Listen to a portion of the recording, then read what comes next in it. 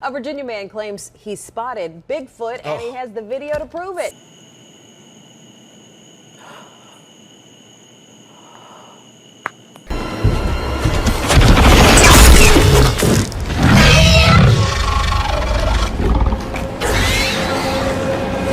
For the curious amongst you, that clip was from 2018's A Quiet Place, which is a fantastic display of suspenseful horror compared to something recently that I didn't particularly like, featuring a world where the one cryptid that you wouldn't want to be real turned out to be very much real.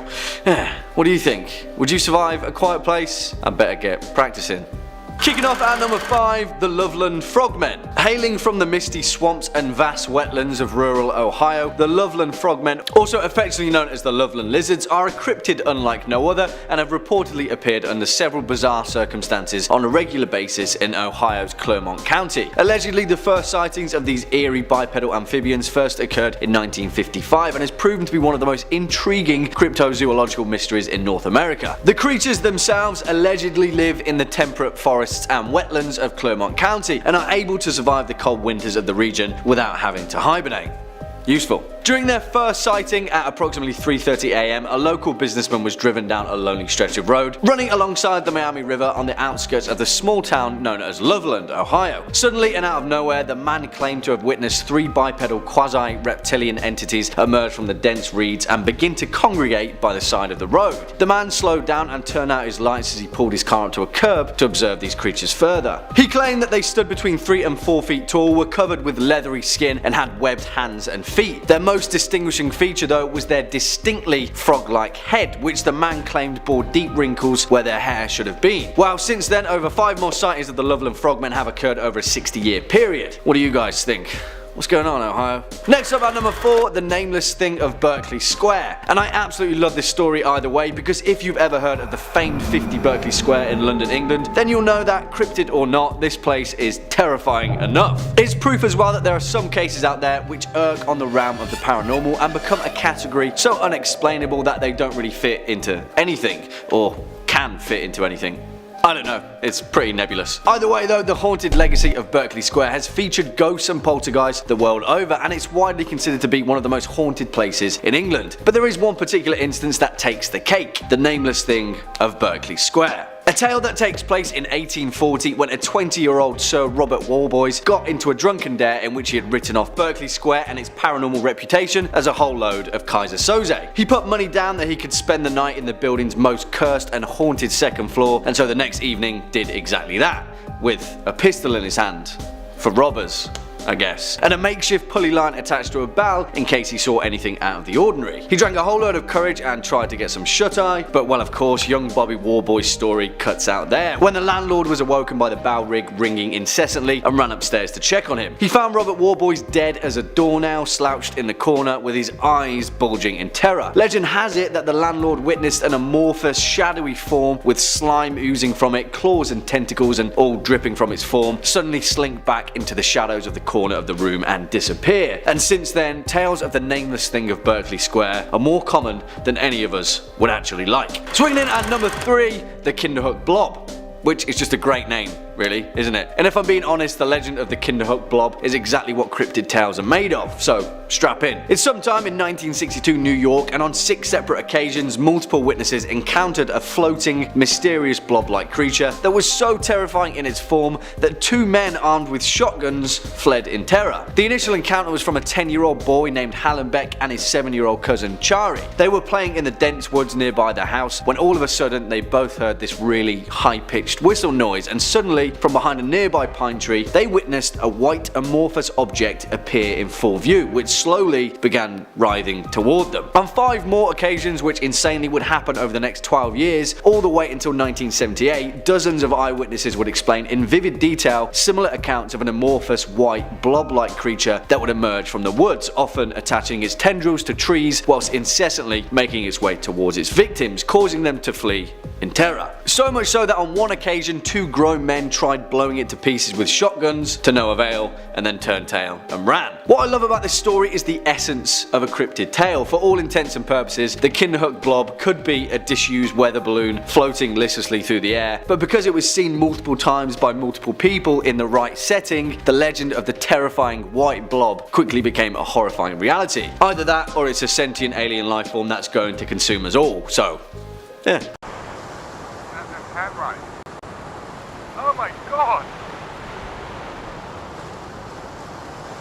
Did you see that? In at number 5 we have the Jersey Devil. Known to exist in the Pine Barrens of New Jersey, the Jersey Devil is often described as having hooves. A snake's tail, bat wings, and a head that looks something like a horse. There have been many sightings throughout history of the Jersey Devil, with the cryptid dating all the way back to the 1700s and continuing on until the past decade. It is said that the Jersey Devil often glows and can breathe fire or poison water with its breath. Throughout folklore, it is also known as the Leeds Devil, with local residents tracing its origins to a woman named Mother Leeds, the mistress of a British soldier who was suspected of being a witch. When she gave birth to her 13th child, she cursed it. The baby was born as a hairy creature and soon began terrorizing the town and its people, even eating children. Now, like I said, there have been many sightings throughout history. On July 27, 1937, an unknown animal with red eyes seen by residents of Downingtown, Pennsylvania, was compared to the Jersey Devil by a reporter for the Pennsylvania Bulletin of July 28, 1937. In 1951, a group of Gibbstown, New Jersey boys claimed to have seen a monster matching the devil's description, and claims of a corpse matching the Jersey Devil's description arose in 1957. Now, many choose to ignore the Jersey Devil, with it thought to be an undiscovered species of animal, generally classified as living pre-pterodactyl. Coming in at number 4 we have Yowie. Yowie, also known as Yehu, Yori, Hairy Man, or Yahoo, is a fanged humanoid creature or great ape featured in Aboriginal mythology along with Australian raptors or Burrinjaw. It is considered to be the Australian Bigfoot and contains many primate-like features, indicating that it is an undiscovered species of great ape. Yowie is described as being one of the most aggressive Sasquatch species and has been reported ripping the heads off of kangaroos and dogs. In the past, it has been described to be around 7 to 9 feet tall, with a large red mouth and talon-like claws, according to Aboriginal legends. It is also noted as having 2 large fang-like canines, which distinguish the Yowie from the other Bigfoot species. There are around 140 placental mammals known to exist in Australia, most belonging to the order Chiroptera and Rodentia. Some cryptozoologists theorize that the Yowie could be some form of bipedal marsupial, such as a descendant of the New Guinea Hulutherium. Coming in next at number 2, the disappearance of Peter Grayson. The Groot slang, or the Groot slang, which in Afrikaans loosely translates to big snake, is a legendary creature widely considered to be one of the continent's most prolific cryptids, and is reputed to dwell exclusively in the deep caves and cavernous systems in the Richtersveld, South Africa. According to legend, the Groot slang is a primordial creature that is reputedly as old as the world itself and dwells within what locals refer to as the bottomless pit, which also, conveniently enough, is also filled with precious diamonds. Well, diamonds historically have a proficiency of attracting daring adventurers, and one of those adventurers just so happened to be an English businessman known as Peter Grayson. In 1917, Grayson and a team of excavators began an expedition into the Richtersveld cave system, accompanied by several local guides. After heading out into the rocky desert landscape, and upon hearing that Grayson intended to descend into the bottomless pit, unwittingly the lair of the Groot slang, the local guides quickly left after warning Grayson that they'd lost friends and family to the violent serpent before, and they weren't going to do it again. He shrugged it off and alongside his 2 excavators headed deep into the cave, and well, that's the last that they heard of any of them. The Grayson dynasty faded into obscurity after their patriarch was never seen alive again, but as the legend goes, one of the local guides returned to the cave a day or so later after feeling guilty for abandoning Grayson and his team. At the entrance of the cave, he found the body of an excavator, half of his body actually, to be specific. His legs and most of his torso had been ripped clean off, and he died attempting to crawl back out. What a way to go. And finally, coming in at our number 1 spot, the legend of Yuri Grando. And I just have to tell this cryptid story because it's one of my favourites, and it's also considered to be one of the first historical instances of vampirism. As the legend goes, Yuri Grando Eljevic was a villager and poor peasant from the region of Istria, which now makes up modern-day Croatia. Historically, he was referred to as a strigoi, strigon or strigun, a local word for something that resembles a vampire and a warlock. Sometime around 1656, Yuri died due to an unknown illness, but according to legend, he regularly returned from the grave at night as a vampire to terrorize his village until his decapitation in 1672. The legend tells that for 16 years after his death, Yuri would rise from his grave by night and terrorize the village. The village priest Giorgio, who had buried Yuri 16 years previously, discovered that at night somebody would knock on the doors around the village, and on whichever door he knocked, someone from that house would die within the next few days. Eventually, the villagers rallied after witnesses saw the corpse of Yuri roaming the streets, and led by the town's mayor, chased and tried to kill him with a hawthorn stick, but failed to pierce his supernatural flesh. The next night, 9 people went to the graveyard and dug up Yuri's coffin, finding a perfectly preserved corpse with a smile on its face. It was Yuri with pristine white flesh and no signs of decomposition. They tried to stake him once more, but witnesses noted that the stick would not penetrate its flesh. Eventually, the villagers were so terrified and kind of fed up with his vampire antics that a brave villager known as Stipan Milicic took a saw and decapitated the corpse. As soon as it tore Yuri's skin, the vampire screamed and blood began gushing from the cut. Allegedly, a man that was presumed dead for 16 years. Yeah, that one's pretty worrying, right? Well, there we have it, horror fans, our list of the goriest cryptid tales from across the multiverse. Why don't you let us know your thoughts in the comment section down below. Before we depart though, let's take a look at some of your more interesting comments from over the past few days. Chris Diaz says, "Hey Jack, love the channel. I'm starting as a writer trying to make some horror short stories and wanted to know what is your favourite horror creature of all time / which one are you the most scared of? Also, if you guys could cover some more cryptid videos, that would be awesome." Well, Chris Diaz, cryptids delivered. Best of luck with your horror writing, buddy. My only advice would be to just keep writing and then never ever stop. As for the horror creatures, that is a tough question. My favourite is probably The Thing, or Stephen King's Randall Flagg, or the Xenomorph. Oh man, don't make me choose, please. As for the scariest, Pennywise the Clown. Hands down. Well, on that note, horror fans, should stick around all the way until the end. If you're a fan of this video, make sure to hit that thumbs up button, as well as that subscribe button, and we'll be seeing you in the next one. As per usual, I've been your horror host, Jack Finch. You've been watching Top 5 Scary Videos, and until next time, you take it easy.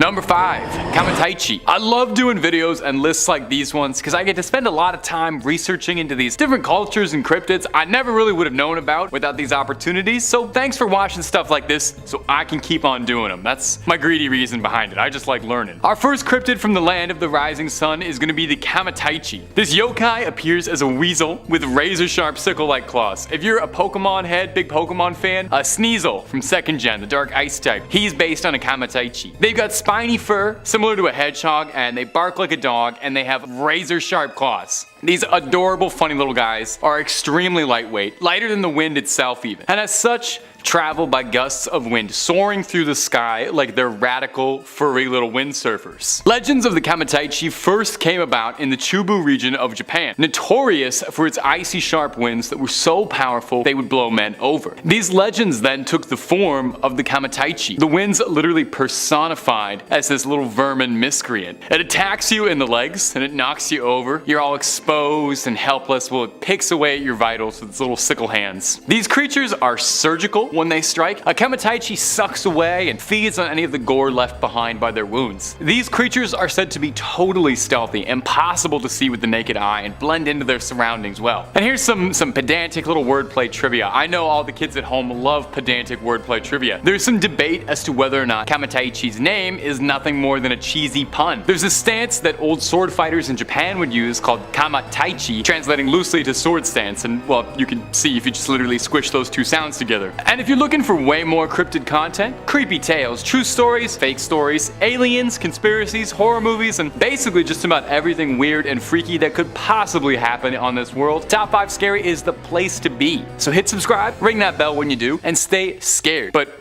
also stay watching this video, okay? Nothing I love more than seeing you guys watch them all the way to the end. Now let's keep going. Number 4, Teke Teke. Coming in next is gonna be a fairly newer urban legend, but it gripped me so much I had to include it in this. It's the Teke Teke. Teke Teke is a legend about the ghost of a student who was slain when she fell onto a railway line, where she was then split in half by a train. No easy way to say that, might as well just get it out of the way. Much like an Onryo, which, hold on to that thought for now, we're gonna come back to that in a minute. She's a vengeful spirit of a wronged woman who lurks train stations at night, stalking out for her victims. She drags herself across the ground using her arms, dragging the spine sticking out of her torso, scraping across the ground, making a horrifying ticka ticka ticka ticka ticka ticka sound from where she gets her name. And you thought that was just like a cute little sounding name, didn't you? Nope. Try if you can. Just try to get the mental image out of your head of a ghost girl clawing along on just her hands and elbows and her spine following along behind her. She's also carrying a giant sickle with her, so there's that too. She's really not much of a farmer, so I'll tell you right now, she's not using that for crops. If she finds you, Teke Teke will chase you and slice you in half. Whoops.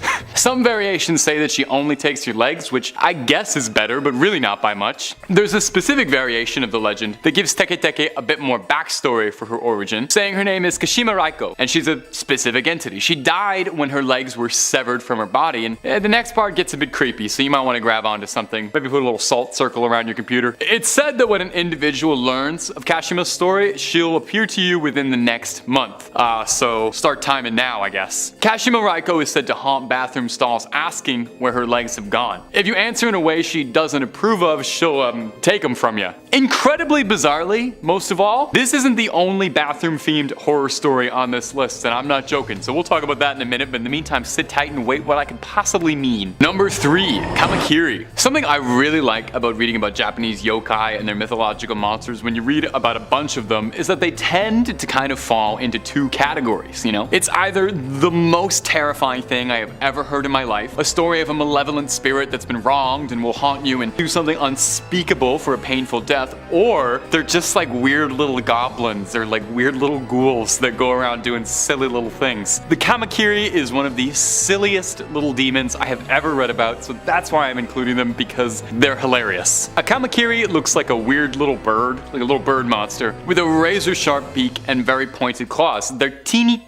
tiny and very sneaky to move undetected. So what does the dreaded Kamakiri do? Are you ready for this? Hold on to something because this is going to terrify you. It breaks into your house at night and it cuts your hair. They hide in your roof and they wait at night for the perfect moment to strike, and then they go in and they just mess up your perfect do. They layer it all weird. They cut the ends right off. They frost your tips and they go after anyone, okay? They're not picky. If you've got a head of hair, they want to snip it up. Only the baldies are safe now. They wait until you're asleep. And if you're wondering, you're just sitting there like, why would anyone tell a story about this monster? Why would anyone make this up? It was in periods of Japanese history when long hair was really the only fashion and accepted hairstyle. I would have done great. So the idea of a nobleman having his hair cut in the middle of the night was like spine chilling. These days though, it just makes Kamakiri sound like he's like a college prankster than it does a real monster. But that's only half of why I thought this creature was so funny. Aside from the split end touch-ups, a Kamakiri cutting your hair is said to be a sign that the victim is about to unknowingly marry a yokai. Shapeshifters like Yorigumo or Kitsune can trick young men into marriage. So the Kamakiri steps in and he cuts your hair to let you know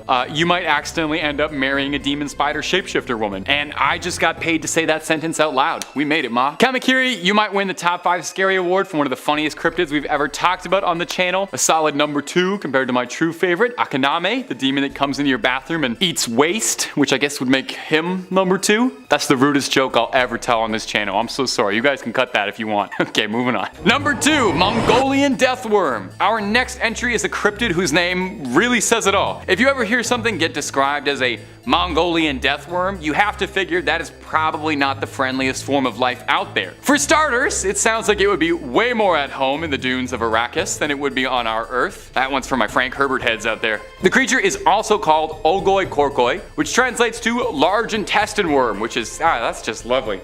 appetizing. It allegedly lives in the Gobi Desert, has been evading hunters since the 20s when it first rose to prominence. A paleontologist and author going by the name of Roy Chapman Andrew recounted a story he'd heard at a gathering with several Mongolian officials, where they all talked of the worm at great length. Now, no one among them could claim to have actually seen it, but everyone firmly believed in its existence. In this book, he describes the worm as being about 2 feet long, with no head or limbs to speak of, and has such poisonous skin that direct contact is enough to have you buying the farm. It's described as well as having a sprayable venom and an electric discharge. You should probably see a doctor for that. It burrows underground, only coming up to the surface to hunt and eat, presumably. In 1990, Czechoslovakian cryptozoologist, and wow, that's a mouthful, Ivan Mackerel led a team to try and find the creature in the Gobi Desert. This I love so much because Dune is my favorite book. They use the same technique that the Fremen of Arrakis use to try and find these worms that the Fremen used to deal with the sandworms. They used a rhythmic thumping made from a motor-driven thumper to try and summon the creature out of possible hiding spots. They never found the fabled worm, and that's because they weren't taking spice, so they couldn't see properly. So either it was just a dream, or the thing is very, very good at hiding. And I think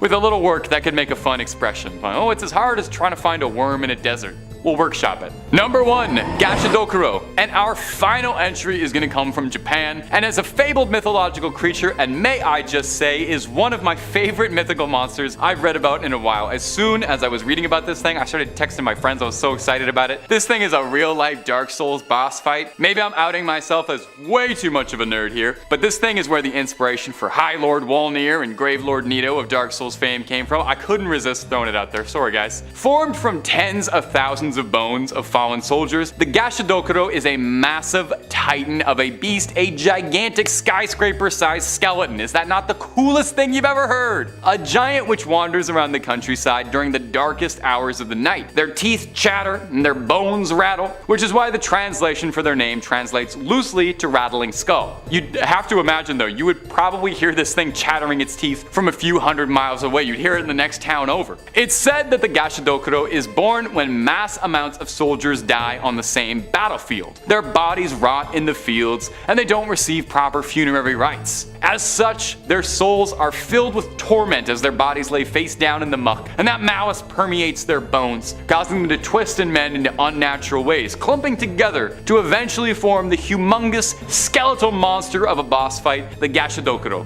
Now, troublesome for humans, it's said that a Gashadokuro is too large and too powerful to be felled by ordinary weapons. Although, I have to wonder if that's still true. I feel like we put more gunpowder in things in 2023 than they did in the Sengoku period, and I'm pretty sure a bulldozer would make short work of a bunch of bones being held together with hatred. It's said that these creatures no longer show up because the amount of dead bodies in one place are not nearly as high as they once were in rural areas of Japan back then, with significantly less wars and plagues occurring, which is a sign of progress, right? You know, if there's so few piles of mass graves that they're no longer reanimating as Godzilla-sized skeleton demons, that's a real positive note for the human race, and I think something we can all smile about. There's away from the nearest sign of civilization, most likely an en route. Sorry, rest of the world, that joke is just for Ontario. It's a Canadian cryptid, what can I say? At first, I thought it was a moose, but my mind changed when it screamed again and again. Mikas is an avid hunter, a resident of Sioux Lookout, and knows his way around the woods and what creatures should be living in it. He added on saying, "I've heard many different animals in the wild, but nothing like this. I grew up hunting with my grandfather for the first 12 years of my life. The howls initially came from the distance, but soon appeared closer." We've got the clip, so why don't you take a listen for yourself and see what you think.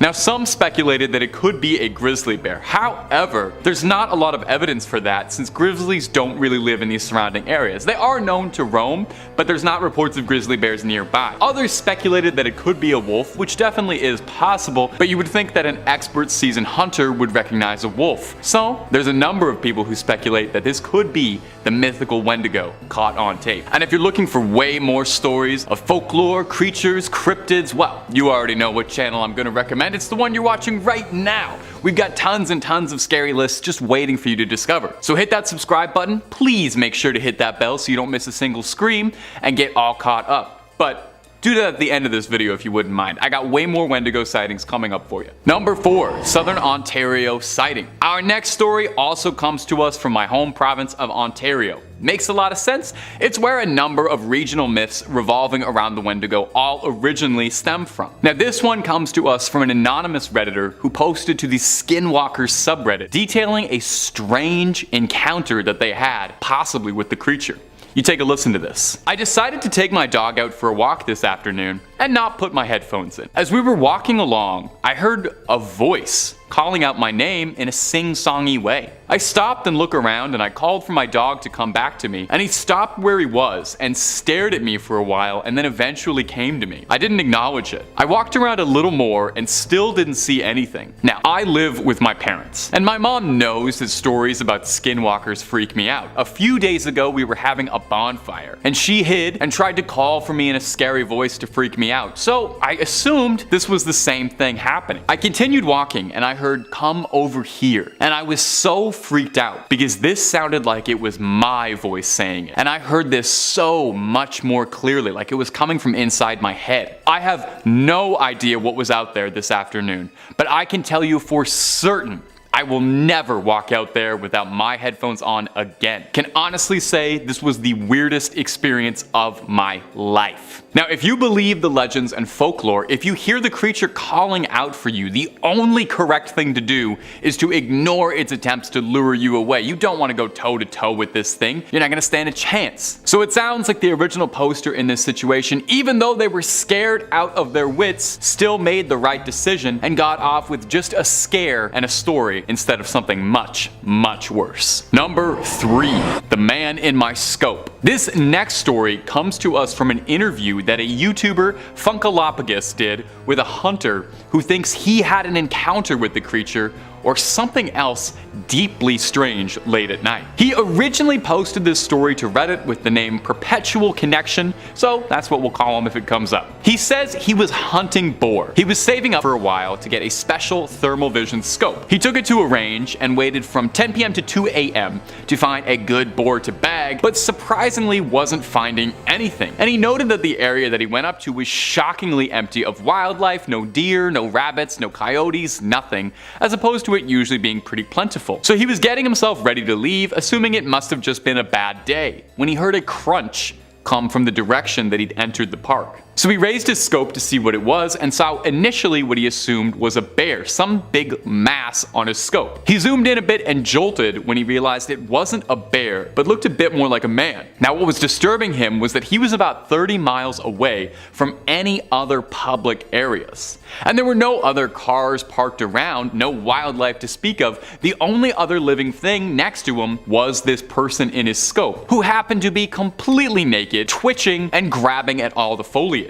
The OP then says that the mysterious figure looked up at him and in an extremely unsettling, high-pitched feminine voice began to call out for help. The hunter believed that he was being trapped and scrambled to escape. He said it didn't sound like this voice should be coming from this entity, and he said that the creature was staring at him with a wide smile and unfurled itself standing on its back legs, standing 6 feet tall or maybe more. He pointed his weapon at the unknown entity and warned for it to stand down, and said that it arched on its fours again and hissed at him like a cat before disappearing into the brush, screeching in a wail. The hunter would return to his car and drive off in an absolute panic, I think like most of us would, and he would tell authorities what he saw, but he was only reprimanded for hunting at night. I mean, fair enough. If I reported that story to the sheriff or something, I think I as the sheriff would hear that and just, scratch that off, be like, oh, I'm not messing with that. So what do you think? Did he happen to come across someone in the woods who was just having a wild night on all of the substances, or was that a close encounter with death that he narrowly avoided? Number 3, Kamataichi. I think it's really, really fascinating what each culture's cryptids look like, Each culture creates cryptids and they all put their fun little spins on it. And whenever I get to make these videos, I learn all sorts of really cool mythological stuff that I'd never heard of before. And I sincerely hope you get that out of these videos too. I'd never heard of this next one, the Kamataichi, but I am obsessed with it now. Coming to us from Japan, this yokai, which is like a Japanese type of demon, appears like a weasel except with razor sharp sickle like claws, like a real-life Sneasel from Pokemon. I'm actually amazed there's no Pokemon directly based on a Kamataichi. They seem like perfect for it. They have spiny fur, similar to a hedgehog, like prickly little needles, but they bark like a dog, and their claws could not be any sharper, and they're sickle-shaped. And also, a lot of depictions of them are downright adorable. These funny little creatures are extremely lightweight and have learned how to ride the currents of the wind to travel. They honestly sound kind of like radical in like a California surfer way. The legends of the Kamataichi come out of the Chubu region of Japan, when vicious cold winds were so powerful they would cut people down directly. And these legends would take the form of the spirit called the Kamataichi, which was the winds themselves as this furry little miscreant. It would attack at your legs, causing you to fall down, exposed and helpless, while it sucked at your blood. It's said that no blood occurs from their woundings because of this, as a Kamataichi moves so quickly and sucks it all up. That's almost considerate of it, doesn't leave a stain. These creatures move so quickly, and they're so good at hiding, that they're apparently completely invisible to the naked eye, appearing as nothing more than a sharp, freezing wind on your skin. Amusingly, there's some debate as to whether or not a Kamataichi's true origin is actually nothing more than a silly pun. There's a stance samurai would use called a kamaitachi, translating loosely to sword stance, which would explain, you know, it's a sharp thing. I don't know where the stance comes in, but it's sharp. However, there are legends all throughout Japan, throughout many regions, all telling stories of creatures that ride the wind and attack humans, and the sickle weasel remains among the most popular and among the most adorable. Sorry, Kamataichi, you are just so cute. If anybody knows where to get like a stuffed toy of this little guy, please comment under the video. I need to know. Number 1, the Yeti. Coming in at the number 1 spot, a mainstay of any trip to the mountain, the Yeti. I mean, who else could possibly take the number 1 spot on a list about winter cryptids? Maybe Rudolph the Red-Nosed Reindeer. Does he count as a cryptid? I guess he was. Maybe he's more like a mutant. Anyway, a Yeti is an American manufacturer specializing in outdoor products such as ice coolers, vacuum insulated drinkware, and I'm reading the wrong one. Sorry. Let's do that again. A Yeti refers to an ape-like creature thought to live in the mountains in the Himalayas, standing upright like a man and walking on 2 legs, and is usually pretty big, like 8 feet tall, with long arms, broad feet, and long brownish hair and sunken eyes. It kind of sounded a bit like me, to be honest. While it's pretty common to draw a Yeti as just being like a big giant white gorilla, they're actually pretty different, and most traditional depictions of a Yeti color it with darker fur. They're probably one of the oldest cryptids out there that's still talked about so fondly, with stories of Yetis going all the way back to 326 BC, when Alexander the Great sought out to capture one to see for himself while he was conquering the Indus Valley, although he was told that no Yeti could survive at an altitude low enough to meet him, and Alexander wept, for there were no more Yetis left to conquer. It's got several names. It's sometimes called a Sasquatch, or in the West it's popularly referred to as an abominable snowman, although that's a term by British officers who were stationed in the Himalayas, as no natives to the region call it that. The name Yeti possibly comes from the Tibetan words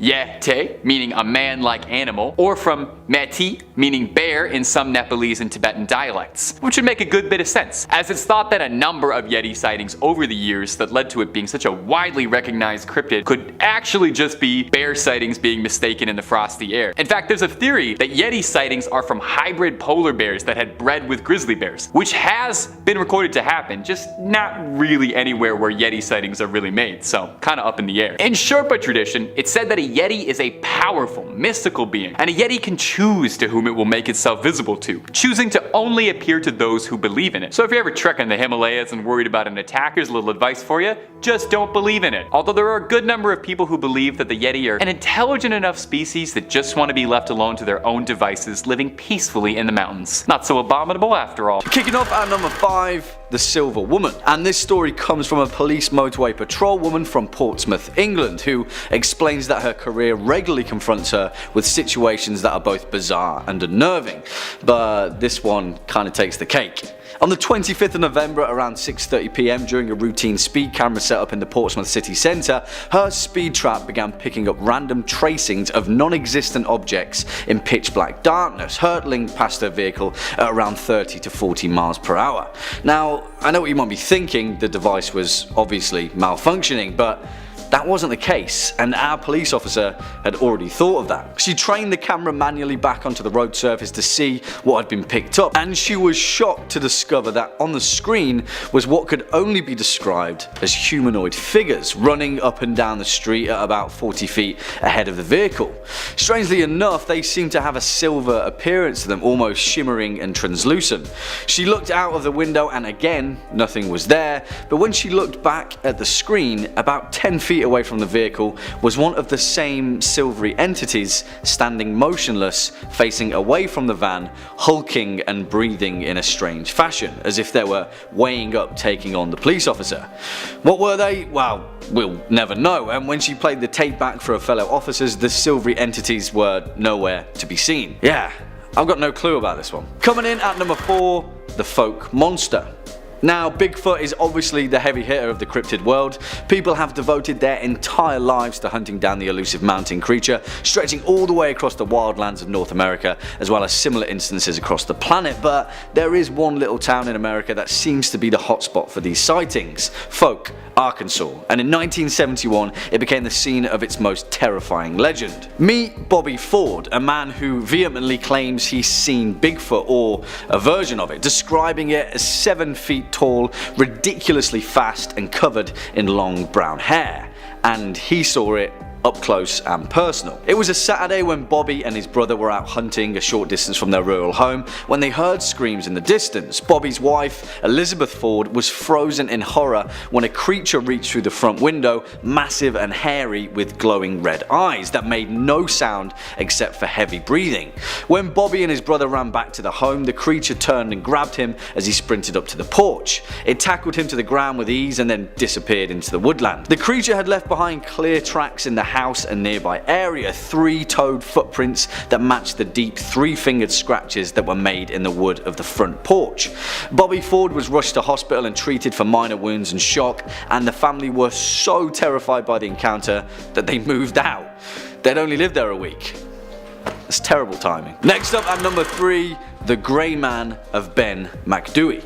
Ben Macdui in Gaelic, Mountain of the Son of Duff, is an awe-inspiring peak of the Scottish Highlands, staking the claim as one of Britain's highest mountains and the highest of the Cairngorms National Park. It's been scaled by countless people throughout history, but there are those that claim that there's something more sinister living out on the mountain: the Grey Man of Ben Macdui, and it doesn't like visitors. The creature is said to be at least 20 feet tall, and one eyewitness to the creature's presence, a respected professor and mountain climber named Norman Colley, said that he was first aware of something following him during his ascent after hearing strange footsteps behind him. Alone, isolated on the mountain, something was following him. And it wasn't human. The footsteps were laborious and delayed, as if that whatever was following him was much, much taller than he was. When he saw it, he described the Grey Man as vaguely human-shaped, brown in hue and fur, and shrouded in a strange grey mist. In 1945, a similar thing happened to a renowned mountain climber named Peter Densham, who described the exact same encounter with the exact same creature. Again, in 1958, the Scots magazine wrote of a similar account from naturalist Alexander Tunion, who this time found himself armed with a rifle and fired several rounds into the Grey Man. He thought he'd hit it, whatever it was, but after trekking over through the snow, found no sign of the creature. It vanished away like fog rolling across a mountain, and the mystery of the Grey Man of Ben Macdui remains unsolved. Coming in at number 3, we have Mongolian death worm. The Mongolian death worm, also known as its native name, Olgoi korakoi, meaning intestine worm, due to its red blood-like colour and size, which is the size of an intestine. It has often been described as around 2 to 7 feet long and possesses the ability to spit out a corrosive yellow saliva and generate blasts of electricity. Mongolian nomads believe the giant worm covers its prey with an acidic substance that turns everything a corroded yellow colour. Legend has it that as a creature begins to attack, it raises half of its body out of the sand and starts to inflate until it explodes, releasing the lethal poison all over the victim. It is said that the livestock and humans are its main prey, and because Mongolia had been under Soviet control until 1990, there is very little known about the cryptid. Nobody is entirely sure what the worm actually is, with some experts claiming it to be fake due to the Gobi Desert being too hot an area for annelids to survive. Some have suggested it might be a skink, but they are said to have little legs and scaly skin, whereas witness accounts have specified that the worm is limbless and smooth-bodied. In 2005, an expedition from the Center for Fortean Zoology crossed 1,000 miles of the Gobi on the track of the death worm. They concluded it was likely a large unknown type of worm lizard, and the powers that were attributed to it were apocryphal. Coming in at number 2, we have Ahul. The Ahul, or the Athol, is a winged cryptid often portrayed as a giant bat or even a flying primate depending on the variation. Tales tell of it living in the the deepest parts of the jungle of Java and can be found across most of Indonesia. Subspecies can be found on the neighbouring islands of New Guinea in the form of the ropen, a presumed cousin to the ahul. The ropen aptly translates to demon flying and is also said to be a big bat, or more commonly a pterosaur. It is said to produce a light, possibly to attract fish. The ropen is said to have a long snout, large wings, and a long thin crest. It has a distinct face that has features of both a chimpanzee's and a bat's, large dark eyes, red-skinned wings, large claws on its forearms, and is covered in grey fur. It is also noted as having a wingspan of 18 to 28 feet and is said to be the largest bat known to mankind. Now back to the ahuls. They are said to be covered in a thick brown or black fur much like fruit bats, but unlike bats have a long, powerful legs and claws and are supposedly capable of pouncing on and snatching up living prey, including humans. Sightings of these winged beasts are often dismissed simply as mistaken glimpses of owls, eagles, and other large birds of prey that inhabit the rainforests. However, many sources can confirm that the beast does in fact exist, and may even be an isolated and undiscovered species. And finally, coming in at number 1, we have Black Shuck. Black Shuck, or Old Shuck, or simply Shuck, is the name given to an unknown creature which is said to roam in East Anglia. It is one of the many ghostly black dogs recorded across the British Isles.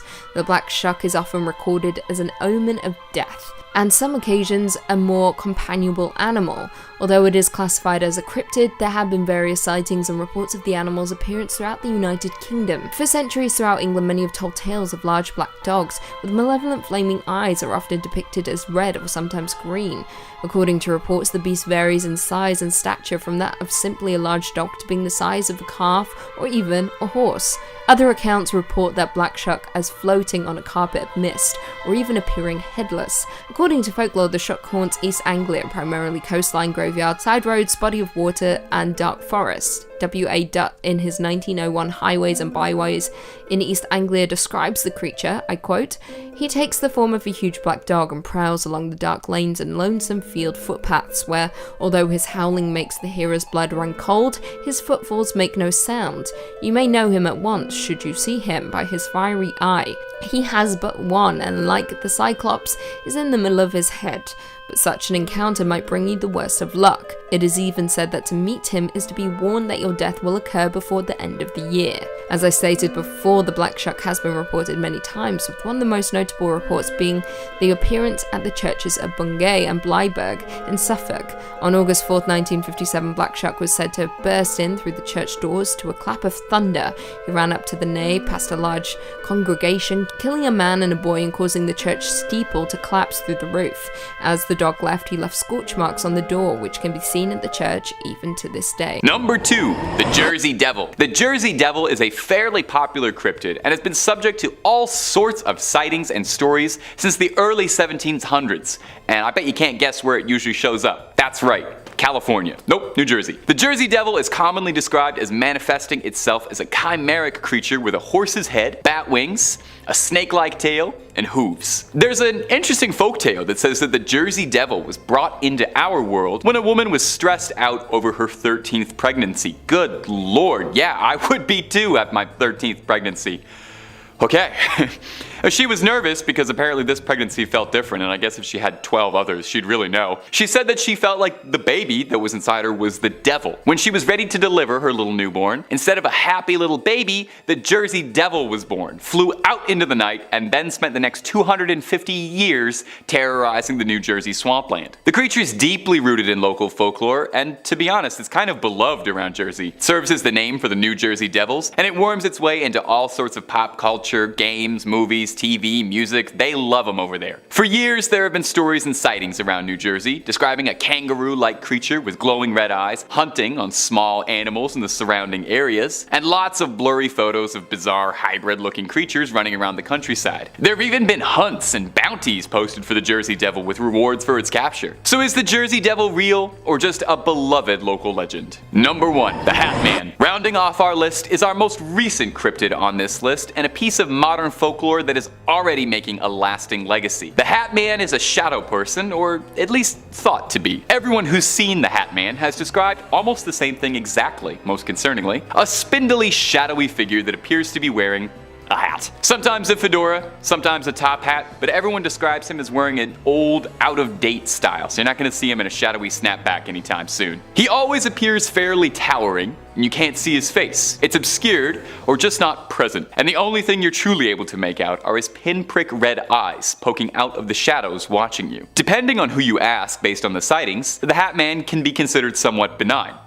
Maybe. It's usually reported that the Hat Man appears to people who are suffering from sleep paralysis or insomnia, and most claims of Hat Man describe him as just watching, observing, studying, or whatever. I honestly don't know if that's better than it attacking you. However, it's not all just stories of nighttime stalking. There are some who claim that when they've been visited by the Hat Man, that he's jumped them or choked them, or they felt burning sensations on their scalps or their chest. Although some say he's just watching you for I don't want to know why. There are many who believe that he feeds off your negative emotions, and perhaps this is how he satiates himself. It's said that people who are visited by Hat Man are those who are already struggling with something emotionally resonating. Sometimes people in the same family even report seeing the Hat Man in similar occurrences, so does he target specific groups of people? Or is it just certain emotions he hungers for? The Hat Man is shrouded in mystery, and even just thinking about him is enough to make my hair stand on end and start eyeing the coat rack in my room just a little suspiciously when I turn the lights off. Number 5. Snow Wasset.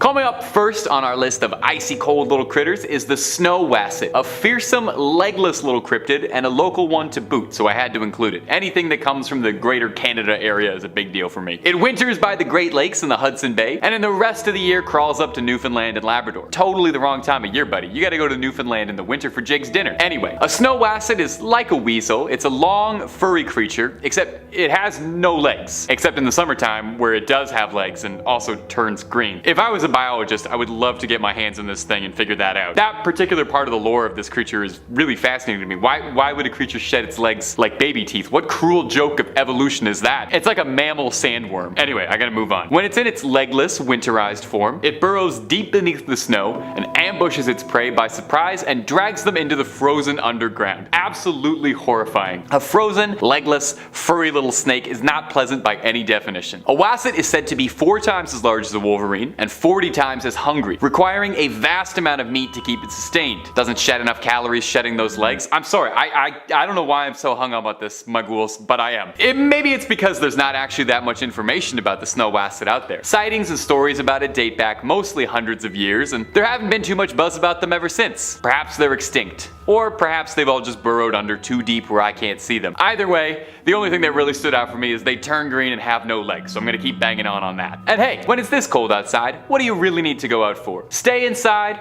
order some food, turn the heat up, and keep watching Top 5 Scary for the rest of the night. And while you're there, maybe think about tossing a subscribe your way if it's not too much trouble. Number 4, the Nucklavi. Coming up next on this list is the Nucklavi, a cryptid that I had never heard of before researching for this video, so I hope it's new to you too and you get to learn something cool. The Nucklavi is an old Nordic myth, a demon of the sea appearing as a horrifying demonic, part horse, part man, part thing hybrid. Seriously, this thing is disgusting. It looks like somebody glued a bunch of leftover horse parts and man parts together, and it's completely skinless, leaving its exposed flesh to all the elements to see. Kinda looks like one of those behind the scenes videos of how they make McDonald's chicken nuggets, you know? The Nucklavi is said to be trapped in the sea during the warmer months of the year, and then come winter is set free to wreak all kinds of havoc. This thing is pure evil, destroys just by breathing. The horsey head part emits toxic fumes just by opening its wretched maw, and this vapor causes crops to wilt, people to fall ill, and drought soon follows after. I see why they keep this thing locked up for most of the year, because it kinda sounds like a royal nuisance. It's thought that the Nucklavi was first created by old Nordic storytellers as a way of rationalizing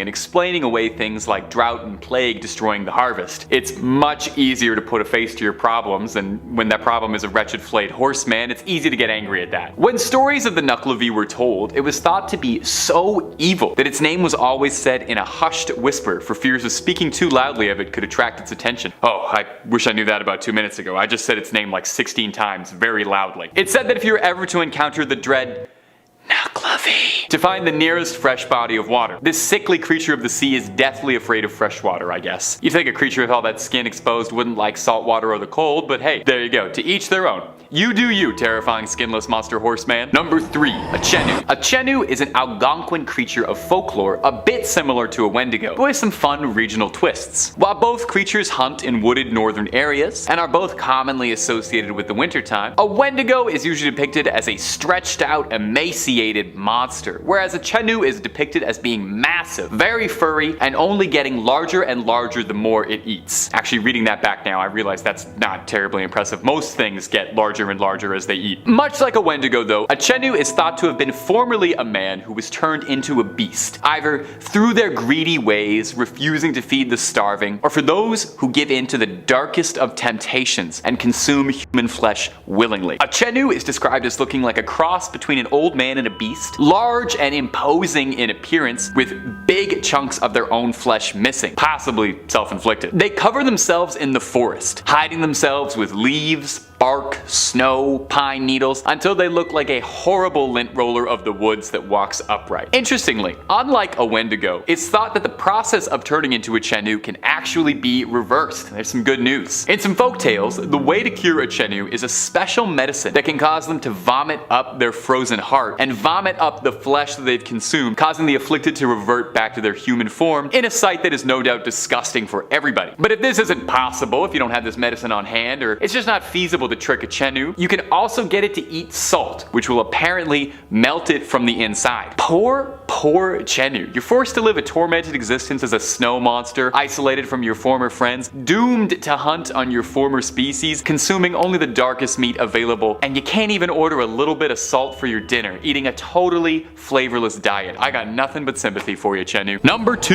The 2019 sighting. This next sighting happened in 2019. It's the same time as the first point. Coincidence? Absolutely, but worth mentioning nonetheless. This next story was posted to Reddit by a user named Bradley Innovates. Bradley tells about how he had just been discharged, honorably, don't worry, from the Marines and was returning home to his home state of Alabama. Sweet home Alabama, and was catching up visiting on old friends. His best friend Jacob in particular. The two of them had been friends their whole life and usually got up to, boyhood stuff, hanging out in the woods, that kind of thing. The two of them traveled out to a secluded campsite that they'd enjoyed when they were younger, bringing a long arm with them for target practice. The two were chatting and eventually got onto stories of cryptids in the woods, namely, you guessed it, the Wendigo. His friend told him one could summon this creature by speaking its name 3 times into the woods like Bloody Mary. I've said its name like 9 times in this video. I'm speaking into a camera, so I hope that's okay. I hope I'm not cursing you out there. Might be best just to sage your house a little bit after watching this video. Anyway, Bradley played along and spoke his name out 3 times, only to discover nothing happened. Until he heard a snap in the woods,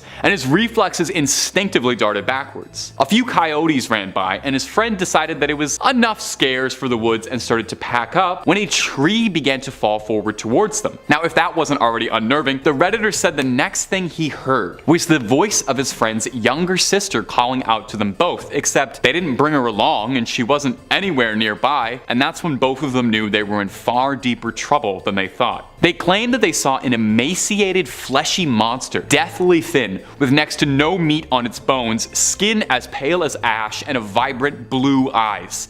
That actually sounds pretty familiar, to be honest. The men fired at it and ran screaming from the woods towards their car. They escaped, horrified by what they saw, but luckily alive. If this story is true, then that has to be a real-life encounter with the creature.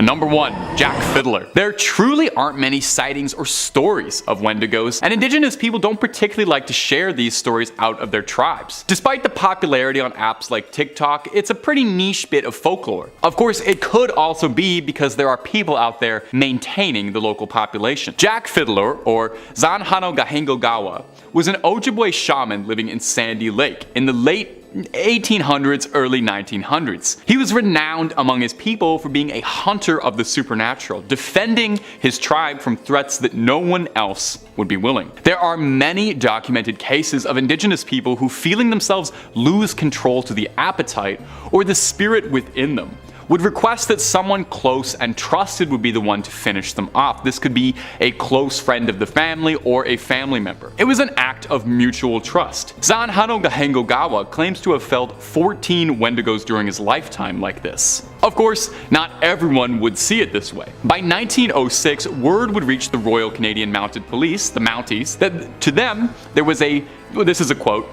"a band of pagans in the habit of killing one another whenever one gets delirious through fever or other causes." By 1907, the mounted police had arrested Zanhano Gahengogawa and his brother Pescoquan for the death of Pescoquan's daughter-in-law. Locals in the tribe decried the decision, saying they didn't understand, and that the man they were accusing of being a killer was a quiet, dignified man who lived with a clear conscience. After 15 weeks of imprisonment, Zanhano Gahengogawa would escape from the police escort holding him. When they found him, he was lying on a rock with a sash tied in a knot around his neck. It was his way out of escaping persecution. It's kind of a sad end. I probably should have ended on like a joke or something. I don't have one. I don't have a joke about that. Swinging in at number 2, the Cabbagetown Tunnel Monster, which is an urban legend from my current stomping grounds of Toronto, Ontario, that is grounded in such bizarre circumstances that it remains a warning not to go wandering through the dark tunnels of downtown Toronto. I'm talking about the path. Ever. Don't go there. In 1978, in the eastern Cabbagetown district of Toronto, a 51-year-old man known as Ernest had a terrifying encounter in the network of tunnels that sprawl beneath the city. He had been out searching the neighborhood for a missing kitten that him and his wife had been raising when he stumbled across a tunnel entrance and decided to explore. After venturing 10 feet into the gloom, Ernest suddenly came across a creature that looked somewhat like a long, thin monkey, around 3 feet in height, with large teeth and covered in grey fur. It had unsettling eyes, he described, that peered out of the darkness in a bright orange hue. Even more unsettling, Ernest claimed that the creature spoke to him. "Go away, go away," it said in a hissing voice before slinking down a tunnel off onto the side. Ernest was reluctant to come forward with his story. He was a respected member of the community and he feared that he'd be ridiculed by his peers, but after being convinced by a friend, he spoke to the Toronto Sun, and a group of journalists and investigators followed him into the same tunnel. Although they didn't see the creature, they did see that the narrow tunnel led to a strange, gloomy chasm that dropped into the unseen sewer system below. And even stranger, they found the maimed, half-eaten carcass of a cat buried loosely beneath the dirt and debris. It permeated the legend of the Cabbagetown Tunnel Monster, and whatever it was, we may never know for sure. Just stay away. And finally, our number 1 spot, the Jersey Devil. Of course, it has to be perhaps one of the most notorious cryptids of all time, the famed Devil of Jersey, whose origin dates all the way back to when New Jersey was still a British colony. Hundreds upon hundreds of tales have been spawned from the legend of the Jersey Devil, dating from the early 1700s right up to recent times. As the legend goes, Mrs. Jane Leeds came from a poor family who carved out an existence in the bleak pine barrens of Jersey, a rugged place with dense forests, sandy soil and deep swamps. In 1735, Mrs. Leeds discovered that she was pregnant with her 13th child, which is, as they say, unlucky for some. Now, Mrs. Leeds wasn't too keen on giving birth, to say the least, and she claimed to friends and relatives that the devil can take the next one. And that's exactly what he did. When the baby was born, it was monstrous, with a scaly reptilian body, a horse's head, bat's wings and a long forked tail. He spread his wings, shot up out of the chimney and soared out across the pine barrens. The legend of the Jersey Devil was born. Now, whatever you think of this cryptid, truth or urban legend, it's the frequency that the Jersey Devil appears in contemporary folklore that is important. Hundreds of people have reported sightings of a strange bat-like creature with wings and a forked tail, flapping its wings across the pine barrens and cackling into the night. In 1816, Joseph Bonaparte, the brother of Napoleon, reported seeing the creature while hunting game in the woods. In 1840, a respected minister pointed his congregation towards a ghastly creature flapping above his church, and in 1909, literally thousands of people saw the same creature on the same day, at the same time, at multiple locations. In fact, it got so bad that schools had to close down and people just flat out refused to go outside. And still, to this day, New Jersey natives will warn you to tread carefully in the pine barrens. Number 5. Day trip gone wrong. When in the wilds of Alberta, people are often advised to be aware of the wildlife that might wander into your path and how to deal with it. It is not uncommon for people to see deer, bears, and even the occasional mountain lion. But one creature that they are not warned about in many of the pamphlets is Bigfoot. As this family found out, this is their story as related by their father. There was still some snow in the bush. We were picking dead tamarack and spruce deadfall to take home for making beanpole teepees in our garden. We had our 3 kids with us, aged around 3, 6, and 8 at the time. My wife and I were dragging the dry fall out of the bush and figuring which ones we could work with. After what seemed like a couple hours, we had a stack of about 25 poles, and we were eating lunch with the kids when things went absolutely crazy. At first we got screamed at big time. Then, stuff comes flying out of the bush at us, like rocks, tree limbs, and sod hunks. Sounded like things breaking in the bush and whacking sounds. It was f***ing nuts. Nothing hit any of us. We had been in that area many times prior in the years, and never had anything like this occur. Our 8-year-old jumped into the truck and locked all the doors, with the other 4 of us doing laps around the vehicle. I grabs our 3-year-old and gets her into the back seat through the window, and I'm trying to figure out who is screwing with us. It is funny now, not so much back then. Now this is weird.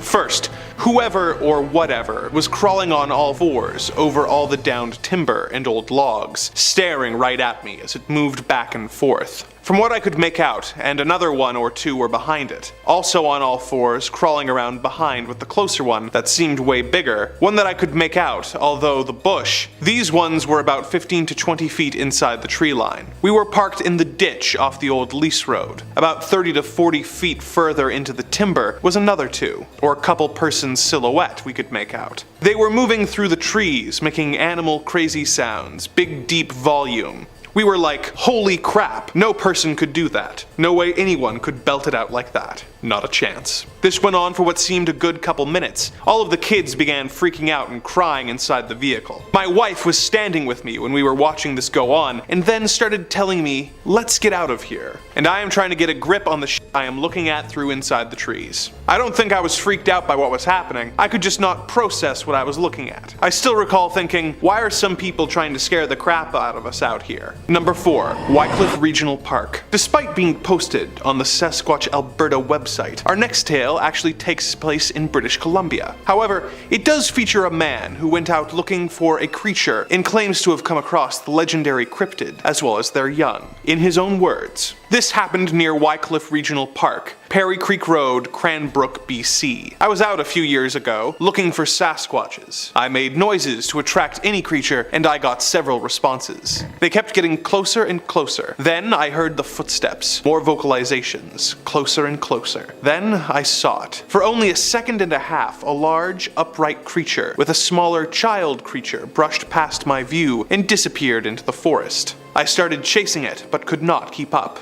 Right where I saw it moments before, there were footprints 6 inches into the ground, and hair on trees where they were. I know this sighting is not in Alberta, but pretty close, so I just wanted to let you know about my experience. I did take photos, but they were lost when my old phone broke. I had been there 3 to 5 times before with friends, but we didn't find much evidence until the other time I reported about earlier today. I have not been back there because I am just shocked and kind of terrified of what I saw. I went out there just because I didn't know what was on the dirt road past the Wycliffe Regional Park, and I just wanted to know what I would find back there. Number 5, Mothman. We had to start with a classic. He was either going to be number 5 or number 1, and I figured we'd get him out of the way first. He's maybe one of the most universally recognized and classic cryptids out there. He's West Virginia's unofficial mascot, and he's as beloved as the Appalachians and buckwheat pancakes. You've probably heard of Mothman a bunch before, but do you know his backstory? You know where his legends and his legacies start? Unless you're a West Virginia native, maybe not, so let's shed some light on the Mothman. Because he would probably love that, you know, he's a moth, he's drawn to it. Most Mothman fans agree that his first reported sighting was in the 1960s, 1966 to be exact. The story goes that a young couple, one Roger and Linda Scarberry, had been driving around at night when they saw a large creature whose eyes were glowing red, standing at the side of the road near the site of an old World War II munitions plant. Linda described this being 7 foot tall, muscular,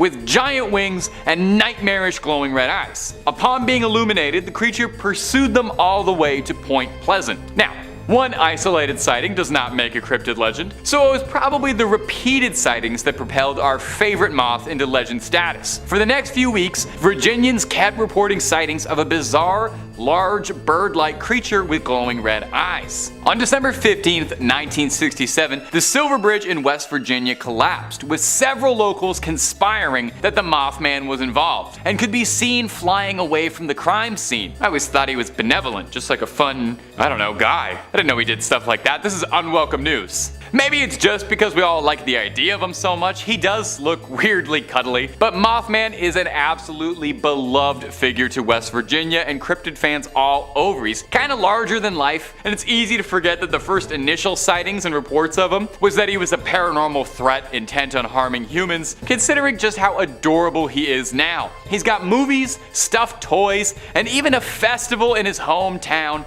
dedicated to celebrating our favorite freak. And if you're looking for more stories of freaks of nature, or the nature of freaks, stories too good to be true and stories too true to be good, well, we've got all of that and then some on Top 5 Scary. Click through, I guarantee you'll find something you like, and then subscribe and stay scared if you do. But hey, keep watching this video first, because we got way more cryptids to get through before we hit the credits. Let's keep going. Number 4, the Rougarou. Oh, that is so fun to say. Say that at home with me around. Rougarou. Oh, rolls off the tongue. Our next entry takes us deep into the swamps of Louisiana. Deep beneath the brush of the bayou, amidst all the flies, crawfish, toads, and gators, lies something sinister in the sunshiny Pelican State. Alright, I'll knock that off. I won't do that for the rest of the video. I won't torture you. The Rougarou is a centuries-old cryptid, a more Cajun answer to the werewolf. The name Rougarou actually is a direct link from the French word for werewolf, loup-garou, shifting over time. If you L to an R if you can hear it there, I don't know. My accent's not great. The history of the Rougarou can vary greatly, with differing legends and conflicting fables telling different stories of the beast's origins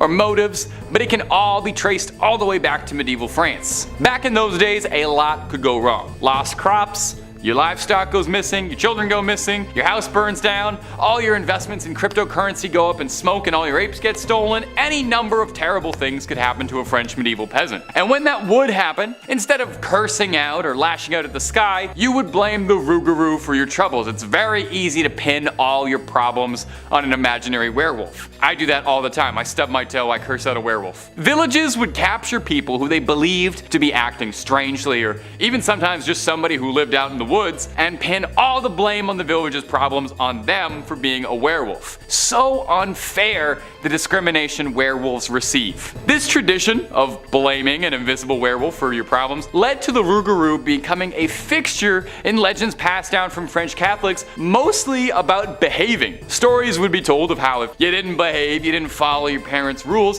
the Rougarou would come and he'd snatch you from your bed in the middle of the night and carry off in the woods. Or sometimes he's like a very Catholic monster. If you didn't adhere to the rules of Lent every year, your sinful ways would see you transforming into a Rougarou. So it's a Catholic werewolf born out of naughty behavior instead of being bit by one. How exactly someone like transforms into a Rougarou is not made super clear, like if it only happens on full moons or if it's a one and done kind of thing and then you're a furry for life. All that's known is that the Rougarou is a deadly creature of the night, stalking the swamps, giving pause to travelers who dare explore the bayou late at night. But hey, so long as you mind your P's and Q's and you promise to give up whatever you said you would for Lent, you and the Rougarou should be headed in different directions.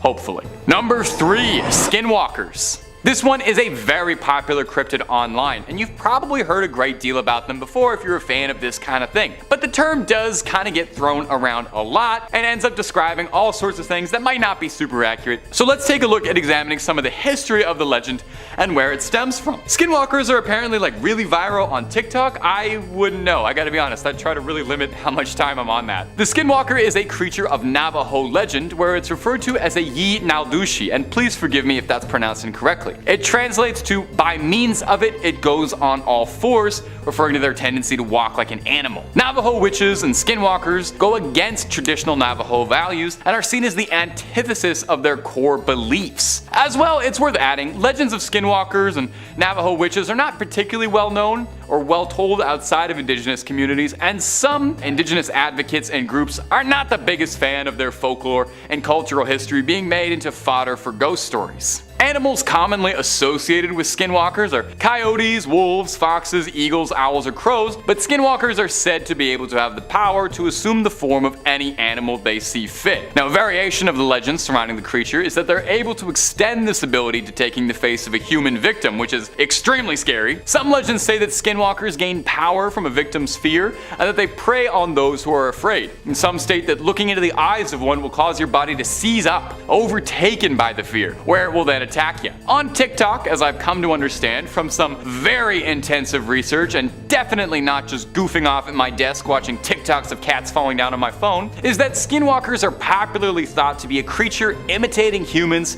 or animals and doing a poor job of it. Which case, if that is true, the likelihood of me being a skinwalker?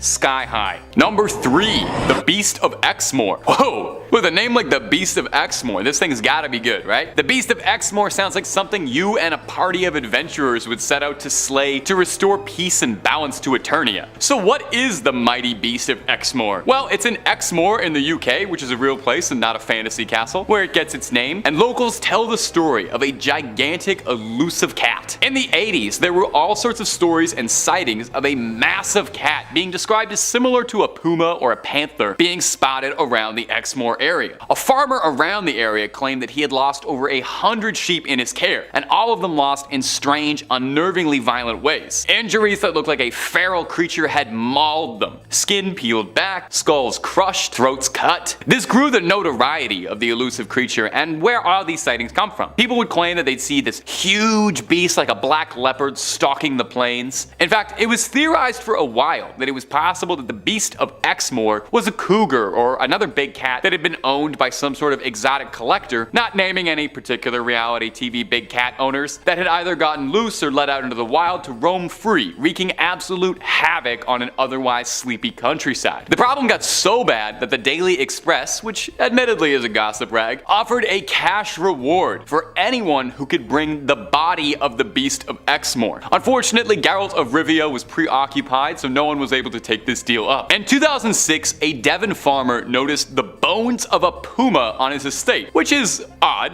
as there are very few pumas roaming the British countryside. There's cougars, yes, there's a lot of cougars in Great Britain and the UK, but I wouldn't consider Catherine Zeta-Jones a threat. So was the bones found the remnants of the Beast of Exmoor, or does this elusive cryptid still stalk the night, attacking sheep? The frustrating thing about hunting a cat cryptid is there's no way it's gonna come when you call it. Best thing you can do is put out a big cardboard box and hope that it'll jump inside that, because it's a cat. Number 2, Goat Man. Okay, some of these cryptids have been a little grounded, realistic animals that got loose or whatever. I'm over that. We need one on this list that's just completely out there in every regard, supernatural and wild. So let's discuss the nastiest kid in Maryland, the Goat Man. Now, he might look a bit like Mr. Tumnus, beloved childhood character, but he is not taking you anywhere as nice as Narnia anytime soon, and he sure as heck don't got no Turkish delight for you. He manifests as a half-human, half-goat, a satyr of sorts, and sightings and descriptions describe him as having a goat's head and the body of a man. The legend of the Goat Man started down in Maryland, and is primarily where most of his legends come from, but he's also been sighted around Louisiana and Texas as well. We love a Goat Man that's well-traveled. Goats have been figures in myths and folklore for generations, with goats thought to be associated with Satan and demons, but the Goat Man himself is all Maryland. Depending on who's telling the story, he's just a supernatural entity that wanders the woods, or maybe he's a former goat farmer who became deranged after losing one too many goats and he's a madman in a costume. If that origin leaves a little bit to be desired, he's also got a fantastic comic book bad guy origin story where he's the product of a science experiment gone wrong to, I don't know, merge a man with a goat, I guess. Anyway, he breaks out of the lab, Stranger Things style and creeps through the woods, hatchet in hand, attacking passersby dare disturb his territory with an axe. The Goat Man was a fairly popular campfire story and urban legend through the 70s and 80s amongst teenagers, where the creature was said to haunt Lover's Lane, looking for canoodlers where he'd split up the action with a sharp axe like he's Jason Voorhees with a set of horns. For any of my Maryland viewers, shout out for me. Is Goat Man still a big deal? Do the kids still tell stories about him? I love this guy, so I am curious. Number 1, the Hat Man. Now, a lot of these entries and stories and cryptids have been told for generations over and over, so I think it's only fitting that I get with the times a little bit and we start talking about a modern cryptid. The Hat Man is the most recently talked about cryptid on this list, if you can call it that. Is cryptid the right word for a shadow person? I don't know, but it's my list, and if anyone wants to correct me, the Hat Man is welcome to come down to the studio. Interestingly, almost everyone who reports seeing this mysterious Hat Man describes it almost exactly the same way. A spindly, tall, shadowy figure that is wearing a hat, hence the name. Some people see a top hat, some see an old, like, newsman's fedora. Everyone says his attire is out of date by a century or two, so no new era fitted on this guy. You can't. Number 5, the Dover Demon. Starting off on our list is the cutest cryptid on this list in my opinion, but still a creepy little freak. I like to start with the cute ones to kind of ease you into it. The Dover Demon first appeared in Massachusetts in the town of Dover, lending it its name. It appears as a spindly little demon kind of looking thing that sort of resembles a little gray, the traditional big-eyed aliens that you see everywhere. The Dover Demon is identified by its blank face, its red glowing eyes, and its hunched quadruped stature. The Dover Demon was first recorded in the late 1970s, discovered by 3 teenagers who were driving through Mass when they saw something bizarre being lit up by their headlights. Initially, they didn't think too much of it until they noticed that the creature in front of them looked more like a human than it did an animal. The driver, one Bill Bartlett, described the creature as resembling a baby with elongated arms, tan, sandpaper-like skin, which was coarse looking, and no nose, ears, or mouth to speak of on its bulbous, enlarged head. Bartlett claims that he only got a good look at it for a few seconds before it vanished off into the night. Now, there are some who speculate that the Dover Demon is capable of rendering itself invisible or camouflaging itself because of the description of this story, and that during daylight it prefers to hide itself in the trees of Dover. Now, bizarrely, I think some skeptics write off the Dover Demon by claiming it was just a baby moose being seen at an odd angle or under strange conditions. And I don't know if I really buy that. I've never seen a baby moose at night in headlights, but I have seen a baby moose. They would have a bulbous head or front-facing eyes, and a baby moose doesn't have that, so I don't know if it's all that. A more pressing question, I think, is if the Dover Demon is a cryptid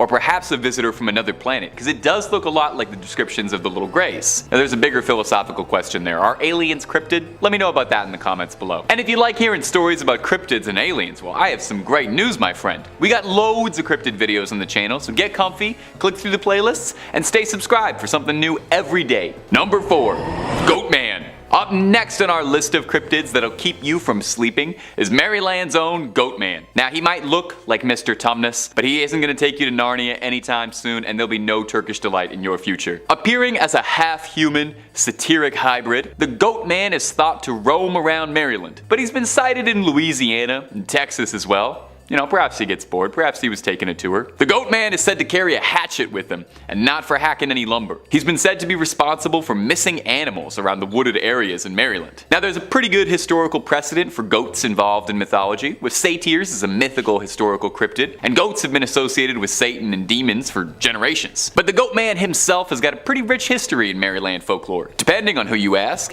he's either just a cryptid goat man who wanders the woods, or if that's not satisfying enough for you, one particularly colorful origin for the Goat Man is that it's the product of a mad scientist's experiment who was experimenting with goats, and when it went astray, the Goat Man broke loose and started attacking passersby with an axe. I really like this one, and I choose to believe it's 100% factual. The Goat Man is a pretty popular folk story with teenagers, with urban legends describing the beast hunting down those who are looking to spend a little quality time at Lover's Lane. It's said he'll come and bleat ya. Bleat, like beat. It's a goat pun. It was pretty bad. Do goats do that, or is this sheep? I'm not sure. You know what? I shouldn't be practicing here. We're gonna move on from this. The Goat Man still hasn't been seen as much in recent years, and I sincerely hope that he's still out there. Number 3, Qualpalic. The Qualpalic, or the Qualipiluit, is an indigenous cryptid, with most stories emanating from Nunavut, Canada, and Alaska in the United States. The Qualapalak is described as appearing vaguely humanoid, but having scaly and bumpy skin, and long, stringy, disgusting black hair. They are described as being disgustingly ugly and that they reek of sulfur, and I think it's worth noting that you cannot find a single artist's depiction of these things that don't make them just look like vomitatiously gross. Interestingly, the creature is predominantly described as being a female monster, although some local variations of the stories exist where it is described as a male creature, but most tales revolving it describe it as a lady monster. The Qualapalak is a bit of an icy boogeyman, snatching up children who misbehave, waiting around thin ice to crack up and drag those children down into freezing cold water. It's thought that the origin of this creature was first told as a story for practical purposes, as a pretty good way to get kids to not walk on thin ice is to tell them that they'll be grabbed by a gross ice demon. Allegedly, when they grab a child, they stuff them inside their leather burlap sacks, then scurry back downwards into the water. It's said that you can hear a knocking under the ice as a last warning that they're about to strike. Now maybe this is just a personal experience I had, and maybe some of you also had this as a little kid, but I was read a children's book called A Promise is a Promise, a Robert Munch classic, that featured a Qualapalak as a villain that was trying to get a little girl to bring her younger siblings to the Qualapalak as a little snack, and it terrified me so much. I didn't even live anywhere near thin ice and I was scared about it. It scared me bad. Wiry black hair and sunken little eyes got me. Maybe it's not relatable at all, but I thought I would share that. I definitely didn't spend any time near thin ice afterwards. Number 5, weird deer. Coming up first today on our list of strange sightings is going to be this first clip, which was lovingly uploaded to TikTok with the caption, WTF deer. Now, of course, we all know what that means, but if you're not familiar with internet acronyms, WTF stands for, well, that's fantastic. And when you see the condition this deer is in, you'll probably say WTF too. In the clip, we can see a deer getting the heck out of Dodge, scampering out of the woods like somebody just flatlined Bambi's mom. It looks frightened, as if it knows something is up. Well, not even a few seconds after we're introduced to our deer, whatever has this deer so scared that it's causing to freeze up like a deer in headlights, a second deer comes running out with a head that's twisted every wrong way. The thing is checking its rear views while also looking forward. The snarled deer then charges forward into the night, hopefully to never be seen again. Now, when this was uploaded, the intent was that this was a skinwalker caught on camera. Skinwalkers, of course, being Dene or Navajo shamans who have been cast out of society for their practice of black magic and unsavory communion with spirits. They're outcasts from society, exiles. And they're traditionally said to be able to take the form of animals if they wish. They're considered witches, not cryptids, and it should be stated too that indigenous people don't particularly enjoy these stories being repackaged. Now in this clip, it seems to me like this is a deer with a bad neck injury, or maybe a manufacturing defect of some kind, struggling to survive. Now while anything on this big blue marble is possible, to me it's more likely this is just a deer who's probably in extreme pain than it is a shape-shifting witch. Personally, if I could shapeshift, I would shapeshift into a deer that had a regular neck. You let me know what you'd shapeshift into. And if you're looking for more footage of shape-shifting animals, creepy crawlers, ghouls and goblins, ghosts, conspiracies, true crime, fake crime, and a whole lot more, Top 5 Scary has all of that and then some. Seriously, if you can think it up, we've got a video or two on it. So click on through, hit subscribe, please make sure to hit that little bell so you don't miss anything, but if you do me a favor, do that at the end of this video, because I got 4 more weird things found in the woods coming up for you right now. Number 4, friendly neighbor. Our next clip is one that maybe you've seen before if you're like me and spend the days trolling the web for supernatural content, as it's a pretty freaky one. Now there's some skepticism all around this script, you know? I'm naturally a bit of a skeptic. I'm more of a Scully than a Mulder. But this next clip is pure weird. We can see someone or something crawling around in the woods. Now it looks human, but isn't that the whole point, to look deceptively human? Well, whatever this humanoid is, we get an up-close and personal look at this thing crawling in an extremely comfortable way that doesn't look human. Humanoid moves like a zombie, moving like a puppet with tangled strings. Now, I would think a shapeshifter, if they got caught by someone, would transform into a wolf or a cougar or maybe a hawk and get on out of there, right? And maybe we're catching this creature at a bad time, mid-transformation, as we see the humanoid attempt to build up a bit of momentum by getting down on all fours and trying to accelerate forward. Now, I do feel like I have to address the elephant in the room here. I don't want to talk down to you or play ignorant. Now, this could be a shape-shifting witch of legend, but we should also address the very real possibility that this clip of someone shirtless walking around on all fours behaving extremely odd in what looks to be a backwoods part of Virginia, maybe, this could very easily be someone on substances, or all of the substances. Entirely possible by the way that little walk is going. This looks like there is a cocktail of things going on in that head right now. Whether or not this is a supernatural threat or a chemical one, we might not know, but I think we can all agree, completely horrifying, and I would prefer to never have to interact with that person. Number 3, that ain't no book. And coming in right at our sweet little middle spot, here's a clip that I didn't think was the best, but I also didn't think was the worst. It's a perfectly neutral clip, perfect middle child of a clip. In this very short clip, we see someone driving through the backwoods late at night, real children of the corn kind of situation. Nothing but big stalks for miles and miles around, which is perfect actually. All the better for creatures of the night to stalk you in. That pun was a bit laborious, but we got there. In the clip, it seems like the driver notices a buck acting a bit strangely, until the camera zooms in ever so slightly, and you realize immediately, just like the title said, that ain't no buck. We see a bizarre creature on its hind legs running far, far away from the person filming, which I'm sure the person filming wasn't upset about at all. Now, this creature looks the most like what I think people imagine a skinwalker looks like when they imagine it. Some wretched mix of flesh and animal skin running through the night hunting for prey. I'm actually not sure what this could be. I mean, it could be somebody, again, on some substances running through the woods late at night. A lot of these, I've always got a possibility for what these creatures could be. I like to think I have a reasonable explanation for everything, but this, I don't know. All I can tell you for sure is that ain't no buck. It's an unexplained sighting caught on camera, after all. You want me to try and explain the unexplained? That's the whole purpose of it. They're unexplained. You simply can't explain them. Number 5, the Fresno Nightcrawlers.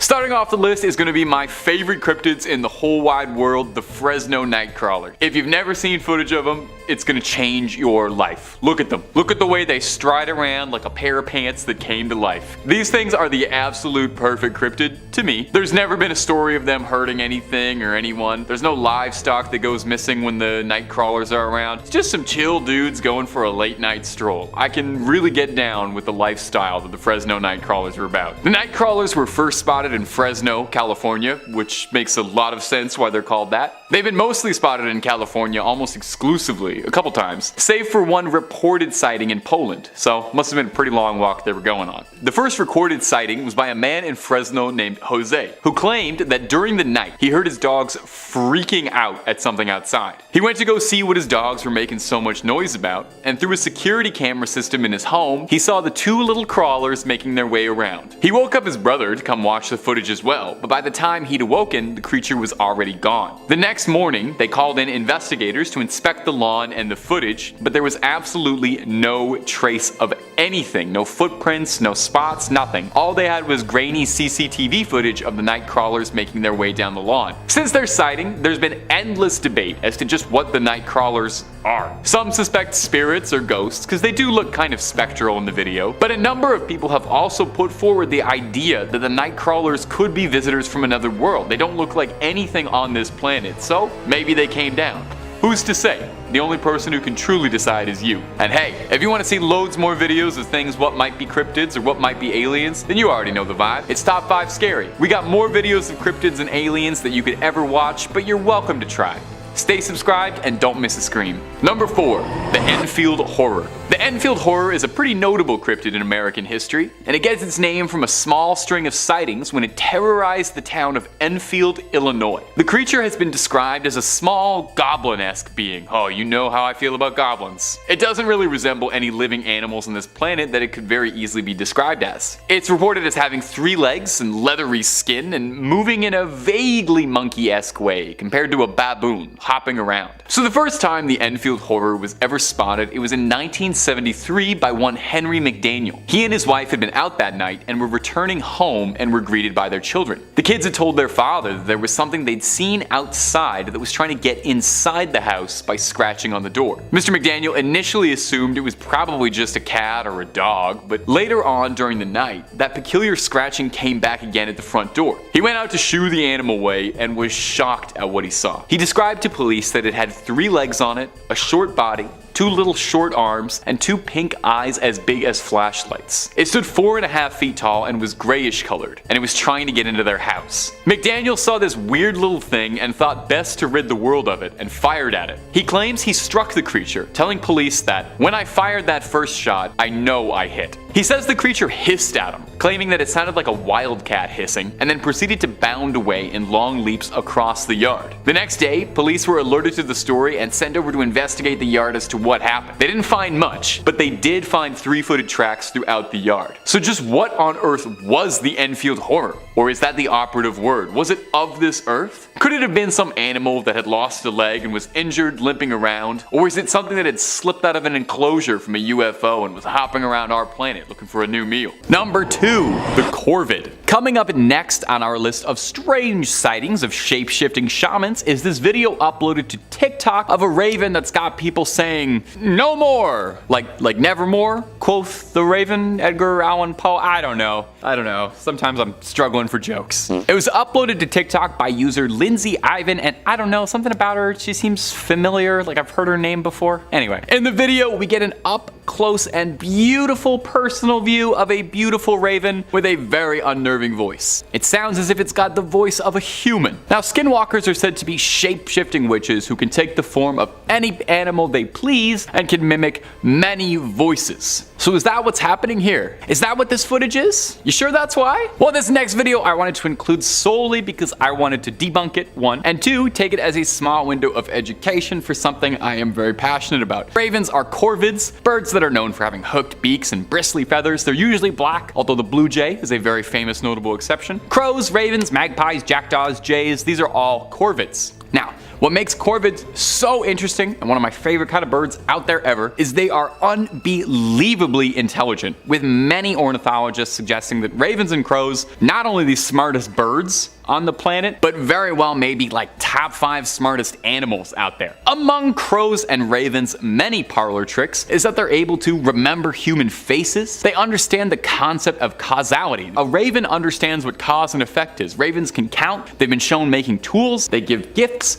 they solve puzzles, and they can mimic sounds they hear with alarming clarity like a parrot. Everyone thinks of a parrot as a bird that can talk, but a crow and a raven can do it as well. So this beautiful bird in this clip is showing off his vocal range by mimicking human speech that he'd heard in a wondrous display of intellect from one of nature's most staggeringly impressive creatures. Or, of course, it could be a shape-shifting warlock of Dene legend that is grossly misattributed to almost every single random encounter on TikTok because the name sounds cool and people don't research things. Could be either one. Number 1, a scream in the woods. Coming up in the final spot today in our list of possible shapeshifters we just can't explain on camera is this viral video that's been making the rounds for its unexplained and terrifying nature. Now, this clip was originally uploaded under the name Strange Sounds While Mushroom Hunting. That sounds lovely. By user Tomorrow's Garden. Clicking through on the channel, we can see that they mostly stick to naturalist content, and when they're not doing that, they're reviewing the exciting world of stud finders and mouse traps. So supernatural hoaxes doesn't really seem to be a big part of their channel's identity, which is what makes this clip that much more real. In the clip, we see someone walking around a beautiful little forest as the user is checking out what's new with the local mycelium. Interrupting the bird song and the other beautiful sounds of the forest is a shrill scream that seems like it's come directly from hell, piercing not just your ears but your soul. Downright agonizing. Let's roll a clip of just that shrill shrieking.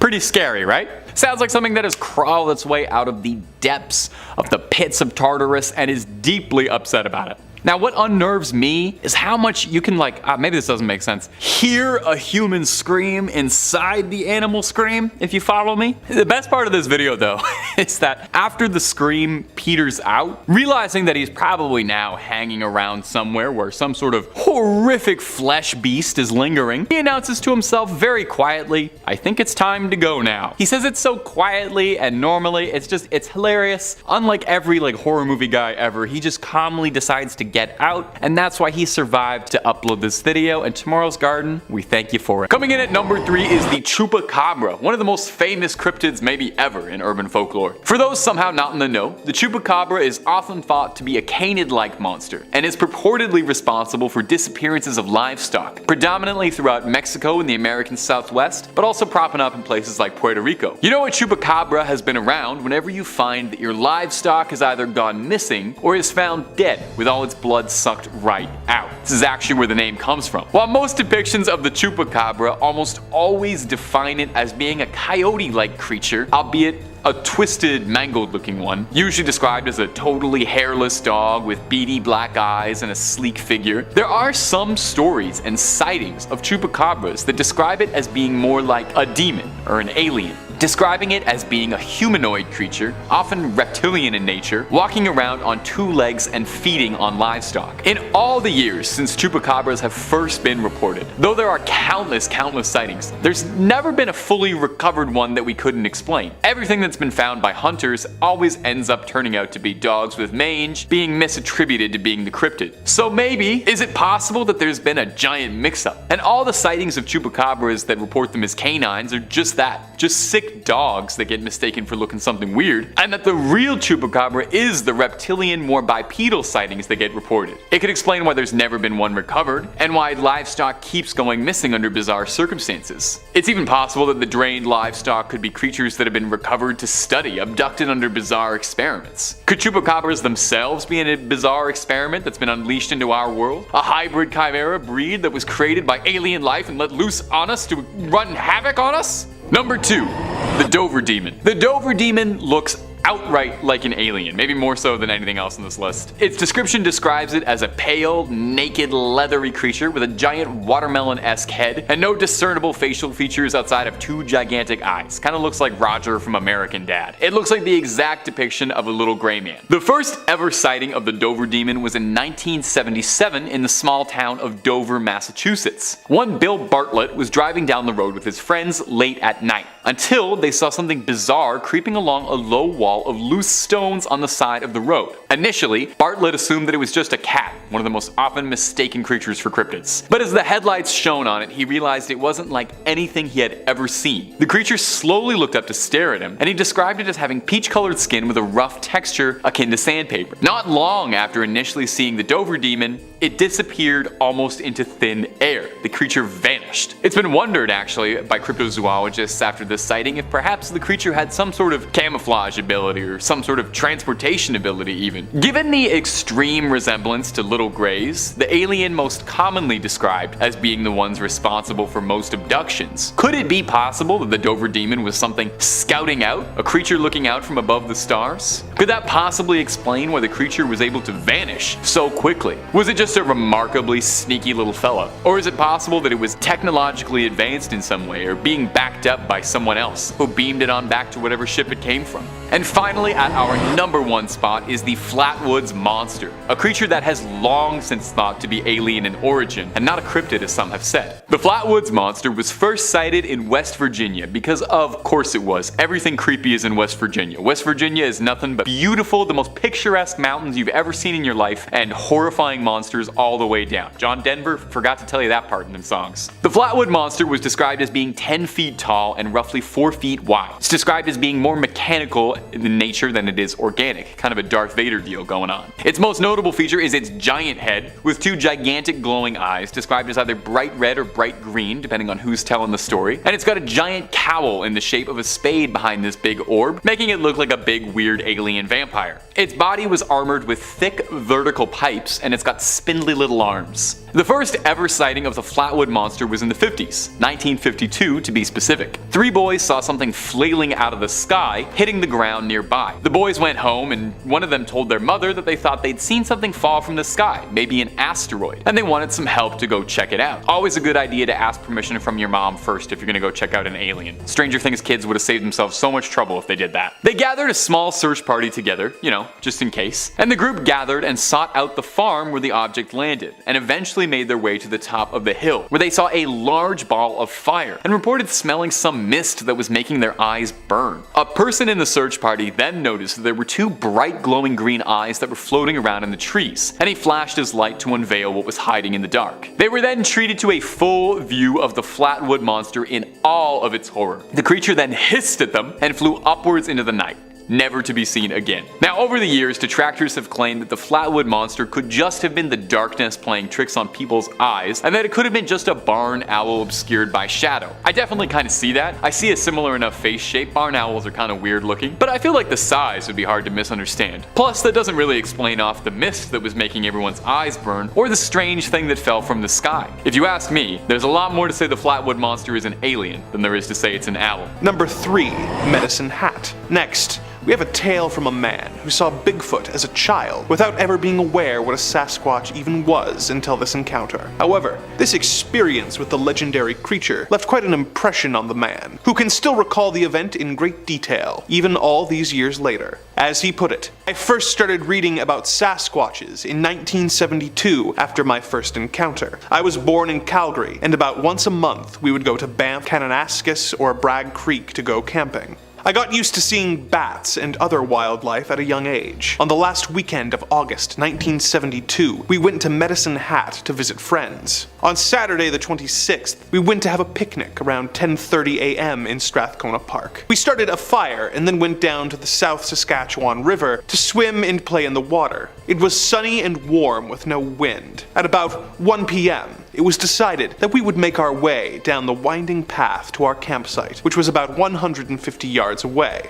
Eager to get a hot dog on a stick, I ran ahead of everyone else. About 75 yards down the path, I was jogging when I suddenly smelled a strong odor. I stopped, and it smelled like a freshly washed dog that had rolled around in garbage for a week. I heard a light rustle to the right, and as I turned to look, I saw a large black and red furred back of something facing away from me to the west. I could hear the creak about 30 yards ahead of the creature I was looking at. Its butt was a couple inches off the ground. It was hunched forward at some Saskatoon bushes, and it had a cone-shaped head that seemed to be sitting on its shoulders. It was about 4 feet wide at the shoulders and about 5 feet high. It made no sound or movement, but when I thought to myself, what am I looking at? I was answered by a thought of, you don't see me, I'm not here. I wondered what I was looking at again, and again I got the same response. Suddenly it quietly muttered a chattering sound, and when I heard it, the thought of get out of here now entered my head. Without hesitation, I started running towards the campsite, and as I did, I could hear a heavy thump, thump, thump sound running towards the creek, and the sound of bushes being crunched. When everyone else got back, I asked if they had seen or heard it, which no one had. I was told it must be a bear, but I said it didn't look or act like any bear I ever saw. Then, a friend said I must have seen a Sasquatch, and everyone laughed. I asked, what is a Sasquatch, as I had never heard or seen the Patterson-Gimlin film. When they told me what it was, I said that it was probably what I saw, and everyone laughed again. I started to read and learn as much as I could about them. I forgot to mention that the Sasquatch was about 30 feet away, with an unobstructed view. Number 2. Pullman sighting. Alberta is one of the best places in Canada to go hunting, if that is an activity that you enjoy. There is a variety of wildlife and strict rules in place to ensure that none of the animals are over-hunted. However, you can't get tags to hunt a Sasquatch, which is probably for the best, as this hunter found out when he was making his way up a mountain and came face to face with an animal he wasn't expecting. This is his story. I was hunting 19 kilometers north of Coleman, Alberta. It was late afternoon, early evening. I moved up the mountain, following a game trail through some heavy brush, tracking some elk in the area, and I came upon what I thought was a very large black bear in the brush, about 30 feet ahead of me. It stood up on 2 legs and turned to look at me when I realized it was not a bear, but a large, heavy-set animal with a black face and no snout, ape-like in appearance. It looked surprised but not scared of me. It backed away from me and disappeared up the slope, rapidly and reappeared short about 150 feet up the slope. It looked down at me and called at me with a weird screech that made my hair stand up. It then quickly disappeared up the slope. I tried to go up a little farther, but the slope was very steep, and I couldn't figure out how it was able to move up the hill so quickly. Shortly afterwards, a bunch of bighorn sheep came stampeding down the slope from where the thing had gone. They looked terrified, but ran right past me in their haste. I decided to join them and made my way back, looking over my shoulder the whole way. I could have shot it, but I honestly didn't know what it was. I did not return to the area last fall because I am no longer comfortable hunting in that area. I haven't told anyone, but I found one of your posters in Kananaskis, and I thought that I should at least tell you guys about it. I'm an engineer in Calgary, so I do not want my customers to think that I am a kook, but I know what I saw, and it wasn't a bear or someone in a suit. It was a real animal, and I think it was a Sasquatch. Number 1.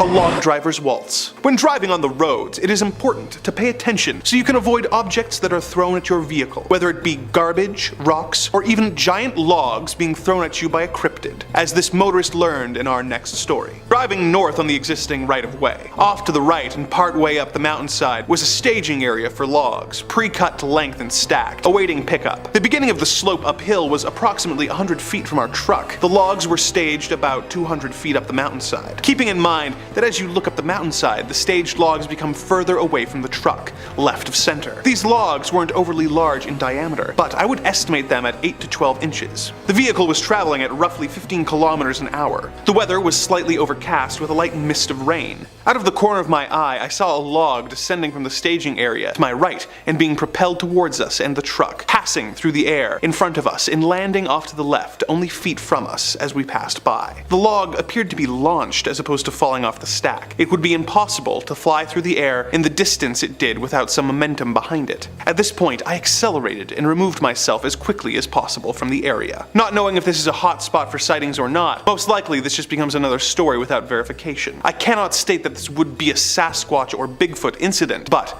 I know of nothing else that could possibly throw a log and project it at my vehicle from that distance. The added elevation could make it possible for the log to travel that distance. I have made mention of this incident to other organizations in the past, but did not follow up with any requests. Today, I am retired to verify the elevations and distance of which I am referring. I should also mention that the log flew through the air like a spear. It did not tumble end over end. Number 5. Menangle. Starting off of our list of horrifying cryptids that would have the devil checking underneath his bed is the Menangle, a demonic vampire spirit of the Philippines. Now, there is a good chance that I am horribly mispronouncing that name. My Tagalog ain't quite what it used to be. Just being a big vampire creature would be enough to earn a spot on this list, but the Menangle doesn't settle for just the bare minimum. Oh, no. This creep turns it up all the way. Listen to me describe this monster and tell me that it wouldn't be out of place in Elden Ring attacking you in the horrible wastes of Caelid. The Menangle is a humanoid bat creature hybrid. And a quick aside, while I was doing some research for this video, I found it really interesting that nearly every culture has their own variation of a humanoid bat cryptid. There's the Ahul in Indonesia, Kongamato in some African regions, and Bruce Wayne in North America. The Menangle has giant leathery bat wings, which it uses to sweep through the night, grabbing its prey and fleeing off. And we haven't even started talking about the Menangle's namesake and action feature. Its name comes from the Tagalog word tangle, which means to separate, with its full name roughly translating to one who separates itself. Well, whatever does that mean? Well, it's because this nightmare creature can split itself in half, taking to the skies as a disembodied torso with flapping bat wings screeching around. Can you even imagine how soul-stoppingly scary it would be to see a giant bat monster flying around with like its entrails just hanging out for everybody to see, hanging loose like an old man in a gym shower? Its favorite prey is couples, young newlyweds in love, and also people who are sleeping. No respect from this thing. You shouldn't attack sleeping lovers. If you're hearing this and you're locking your doors, a Menangle is said to be thwarted by garlic. Now, garlic will thwart it, but not slay it. I'm just glad I eat so much garlic, and I'm very repugnant, and I'm gonna be alone for the rest of my life, so I have no danger of Menangles. Now, if you want loads more cryptid content, we have got enough to fill up a a zoo worth of the creepiest critters ever to crawl through the woods. Not your jam? We got aliens, monsters, movies, true crime, fake crime, and a lot of videos about a big shark. There's a little something to scare everybody. So hit that bell, stay subscribed, and stay scared. And please stay watching this video. I worked hard finding all these cryptids for you. Number 4.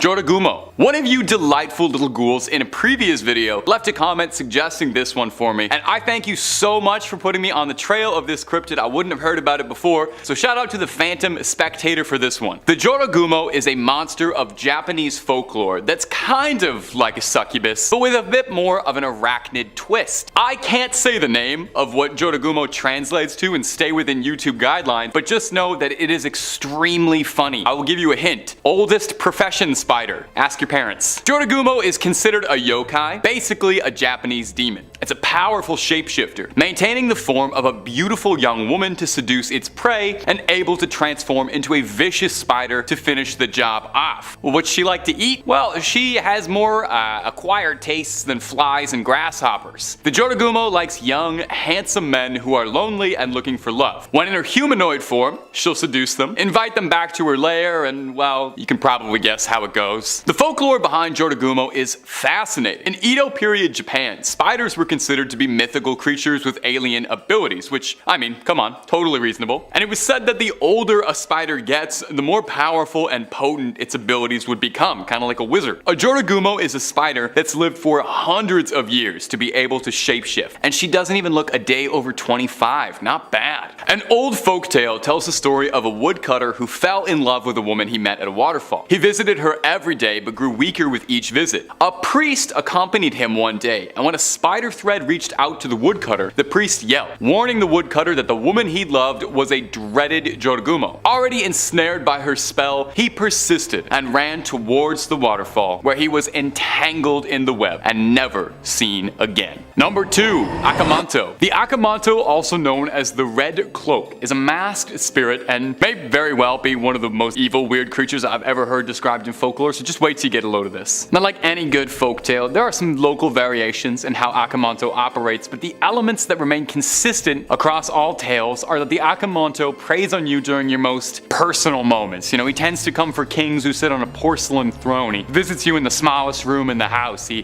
catches you with your pants down. This demon comes for you when you're on the toilet, if that isn't quite getting across yet. I didn't know how to just say it. The Akamanto then offers you a deadly choice, pulls a little matrix on you, and it asks you to choose between red toilet paper or blue toilet paper. Kind of like that one scene from Squid Games with the guy offering the paper. Actually, a little funny trivia, the creator of Squid Games confirmed this monster is what inspired that scene, so a little symbolism about that you didn't know about before and now you do. Now, it's all a trick question, of course. Neither of the toilet papers this ghastly spirit has for you are anything like the Royale kittens. The red paper means you'll find yourself all cut up, leaving behind quite a mess, and the blue option means you'll be left gasping for air, clean but slow and painful. The only way to escape the Akamanto's dreaded game is to tell him you've got enough, actually, and thanks for asking, but you're good. No, really, you just have to ignore him.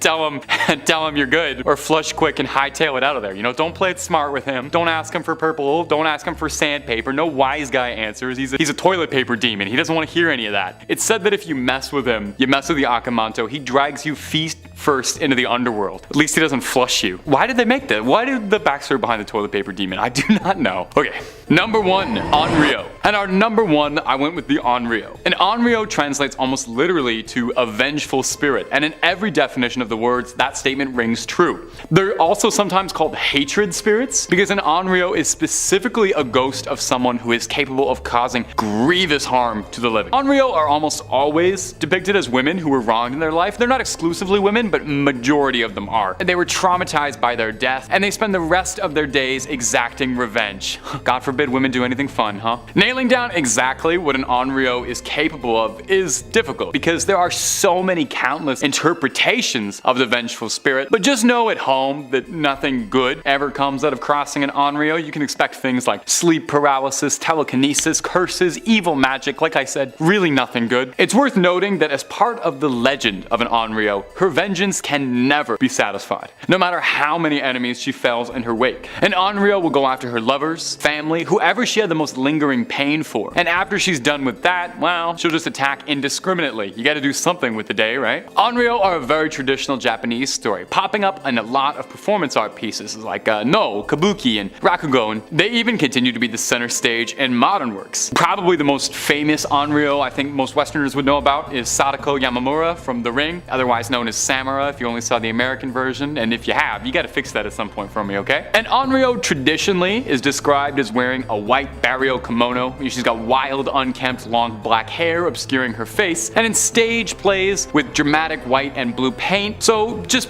she looks like the girl from The Ring, basically. And how does one stop an Onryo? Oh, you don't. Yeah, there's nothing. Once she's coming for you, she's coming for you. So, you know, be nice. Just be nice to the ladies in your life and hope that they never come back as vengeful revenge spirits.